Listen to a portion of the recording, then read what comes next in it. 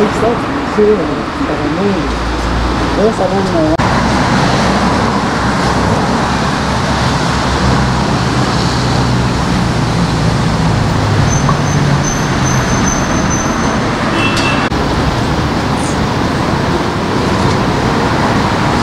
biz şurada esnafız. Arkamda gördüğünüz kaldırımları da şöyle bırakıp gittiler. Bir ay boyunca da kimse gelip kaldırımları dahi düzeltmedi. Geleceğiz deyip oyalıyorlardı. Ha bugün ha yarın diye.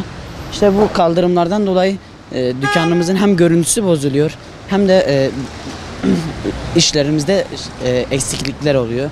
Müşterilerimiz görünce girmek istemiyorlar. Yağmur yağdığında şurası çamur oluyor. Ayakkabılarımızın dibi çamur olup zaten içeriye girdikleri zaman bütün dükkan çamur içinde kalıyor. Mesela bebek çocuklu anneler gelince arabalarıyla geçemiyorlar. Bebek arabaları şöyle kardından zigzag çizerek geçiyorlar. Bu da büyük bir sorundur yani.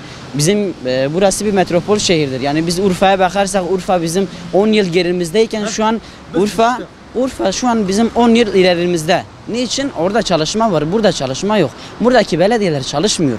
Hiçbir şekilde. Ne kadar kayyum atansa dahi bu hiçbir şekilde değişme olmuyor, çalışma olmuyor yani. Ben inanıyorum ki eğer gerçek bir hakikat gelirse, gerçekten bu ümmetin derdine dert eden gelirse inşallah böyle şeyler düzelir. Yaklaşık 15-20 yıldır burada esnafız bu hat boyunda. Hat boyunda şu anda en büyük sorunumuz şu anda kandırımdır. TEDAŞ tarafından ihaleye verildi ve bozdular. Bize söylediler yaklaşık bir 15 gün içerisinde tekrardan yeniden yapacağız ve 2 ay oldu hala yapmadılar. Biz bundan dolayı sorunlarımız var. Biz bu sorunları iletiyoruz. Ondan sonra cadde olsun, kandırım olsun bayağı yani bağımsız. Biz artı ışıklandırma istiyoruz bu caddeye. Ticaretinize ne tür etkisi oluyor? Ticaretimize şu şekil yani caddeler kandırımlar düzgün olmadı mı millet yürümez. Millet yürümedi mi de esnaf iş yapmaz.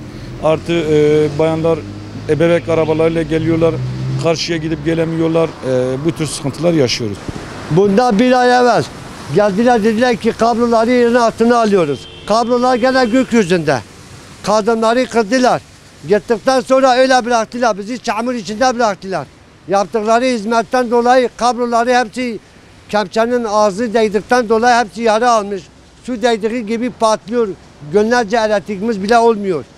Sabah geliyoruz zaten işler olmuyor. Sabah geliyoruz daraba bile açılmıyor. Ondan dolayı yani bunu yapmada hizmet yapılıyorsa güzel bir hizmet yapılacak. Ha bugün mazereti olabilir. Yağmurdur, çamurdur, kardır. Maşallah havalar çok güzeldir. Eğer hizmet oluyorsa güzel bir hizmet olsun. Olmuyorsa bıraksın da hizmet edene çalışsın. Adam geliyor burası kazınmış, içeriye giremiyor. Girdiği zaman da içeri hepsi çamur içinde kalıyor. İkide bir paspas elimizde temizlik yapıyoruz. Biz bu hizmeti böyle istemiyoruz. Burayı kazmadan önce biz izin vermedik kendisi olarak. Dediler ki hemen bir gün sürecek, bir gün sonra kapatılacak.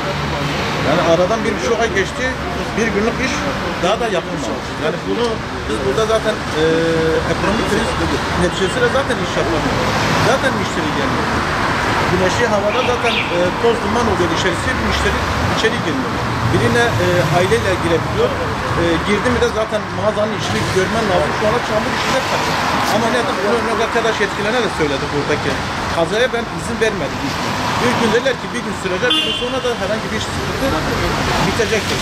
Ama ben bakıyorum herhangi bir çalışma da yok. Bu böyle devam ederse belki bir sene daha böyle kalacak. Yani biz bundan dolayı artık TEDAŞ mağduruyuz. Belediye mağduruyuz, bunu bilemiyoruz. Buna bir çözüm bulmaları lazım. Bir gün süreceklerine rağmen 1,5 ay geçti, herhangi bir çalışma yok. Bu vicdan mıdır? Bu olacak iş mi? Yani bunu en yakın zamanda bir çözüm bulması lazım.